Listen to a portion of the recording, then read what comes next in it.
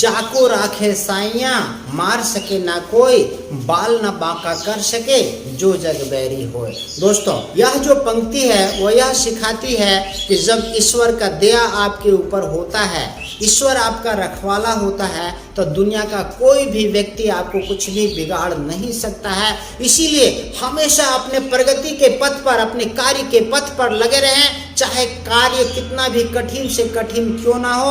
आप दूसरों के आलोचनाओं को मत देखें। आलोचना करना तो लोगों की आदत है, लोगों की फितरत है आलोचना करना। आलोचनाएं ही तो आपको सक्सेस बनाएंगे। इसीलिए आलोचनाओं से कभी ना डरें, बस सक्सेस के राह पर बढ़ते रहें। आज हम लोग न्यूटन के बारे में जानेंगे। सबसे पहले दहाई अंकों में न्यूटन जानेंगे, उसके बाद सैकड़े में न्यूटन जानेंगे, उसके बाद हजार में न्यूटन जानेंगे। न्यूटन होता क्या है दोस्तों? न्यूटन होता है किसी संख्या का शून्य में निकटतम मान। जैसे कि हम लोग यहाँ से ले लेते हैं 1 से 20 तक गिनती। 1 2 3 4 5 6 7 8 9 10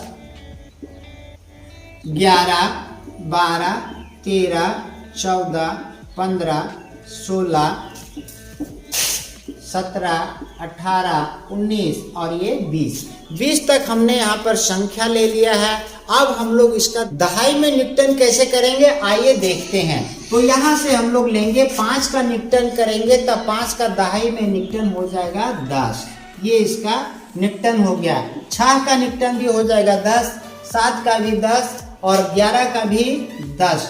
11 12 13 14 तक ये सभी का जो है न्यूटन 10 में हो जाएगा। लेकिन 15 से उधर जो है ये सभी अंकों का न्यूटन होगा 20 में। एक सारणी यहाँ पर बनाते हैं। सारणी इस प्रकार से है। ये हो गया अंक, यानी कि संख्या लिख देते हैं यहाँ पर। संख्या ये हो गया और इधर हो गया सन्निकट मान।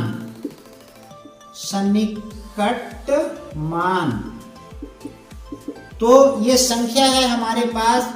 ये यहाँ ले लेते हैं 11 12 13 14 15 16 17 18 19 और सन्निकट मान देखते हैं तो 11 का सन्निकट मान हो जाएगा 10, 12 का हो जाएगा 10, 13 का हो जाएगा 10, 14 का हो जाएगा 10 और लेकिन 15 का हो जाएगा 20, 16 का भी 20। ये इसी प्रकार से 16 17 18 19 सब का हो जाएगा 20। यानी सबसे निकटतम मान जो है वो 20 हो जाएगा आपका 15 से ऊपर का। लेकिन 15 से नीचे का जो सभी सन्निकट मान है वो होगा 10। तो ये हमारा हो गया दहाई में न्यूटन। अब हम लोग सैकड़े में न्यूटन देखेंगे। इसके लिए भी एक सारणी बना लीजिए। सारणी इस प्रकार से बना लेते हैं हम लोग। यहाँ पर लिख देते हैं संख्या और इधर लिख देते हैं सन्निकट मान। ये संख्या हो गया हमारा और इधर हो गया सन्निकट मान। तो संख्या ले लेते हैं। मान लेते हैं संख्या है हमारे पास 125। इसका सन्निकट मान क्या होगा सैकड़े में? यहाँ पर लिख दीजिए सैकड़े में है ना, सैकड़े में सन्निकट मान। और ये हो गया हमारा ये दहाई में, है ना। तो ये सैकड़े में सन्निकट मान हम लोग देखते हैं। 125 का सैकड़ा में सन्निकट मान कितना होगा? ये हो जाएगा 100। उसी प्रकार से 140 का सन्निकट मान कितना हो जाएगा? 100। लेकिन 150 का सन्निकट मान कितना हो जाएगा? 200। 170 का सन्निकट मान कितना हो जाएगा? 200। और 225 का सन्निकट मान कितना हो जाएगा? 200। 250 का सन्निकट मान कितना हो जाएगा? 300। इस प्रकार से जब 50 तक, अब 50 से ऊपर का संख्या आ जाए तो इसका सन्निकट मान जो है अगले 100 में चला जाता है। तो इस प्रकार से हम दहाई का सन्निकट मान निकाल सकते हैं। उसी प्रकार से 1000 में सन्निकट मान भी आप निकाल सकते हैं। अब हम लोग 1000 में सन्निकट मान देखेंगे। आइए देखते हैं। हमारे पास 1 से जब 499 हो तो इसका 1000 में सन्निकटित मान जो है वो हो जाएगा 0, और 500 का सबसे निकटतम मान यानी सन्निकटित मान जो है वो हो जाएगा 1000। इसी प्रकार से 501 से 999 तक का सबसे सन्निकटित मान जो है वो 1000 हो जाएगा। 4293 का सन्निकट मान हो जाएगा 4000, और 4763 का निकट मान हो जाएगा 5000, और 4823 का भी हो जाएगा 5000।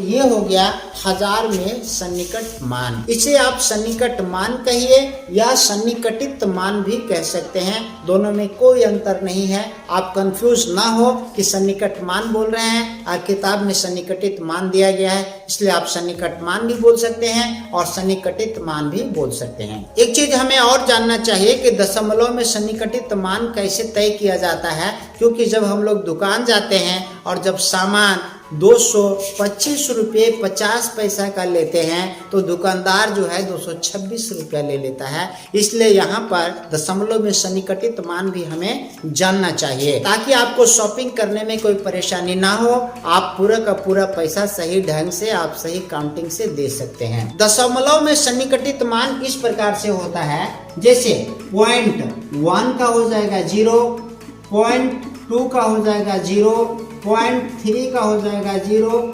0.4 का हो जाएगा 0 और 0.5 का हो जाएगा 1। अगर आप दुकान में गए हैं 4 रुपये 50 पैसा का आपने सामान खरीदा है तो दुकानदार आपसे 5 रुपये लेगा, क्योंकि 0.5 का सन्निकटित मान जो है वो 1 होता है, इसलिए वो 5 रुपये आपसे लेगा। लेकिन यदि आपका सामान 4 रुपये 40 पैसा का है तो दुकानदार आपसे 4 रुपये ही लेगा, क्योंकि 0.4 का सन्निकटित मान जो है वो 0 होता है, इसीलिए दुकानदार यहाँ से 4 रुपये लेता है। 4 रुपये 40 पैसा होने पर दुकानदार 4 रुपये लेगा, लेकिन 4 रुपये 50 पैसे होने पर दुकानदार जो है 5 रुपये लेता है और यहाँ पर 4 रुपये लेता है। इसलिए यह आपको जानना चाहिए ताकि जो है आपको शॉपिंग करने में कोई परेशानी ना हो।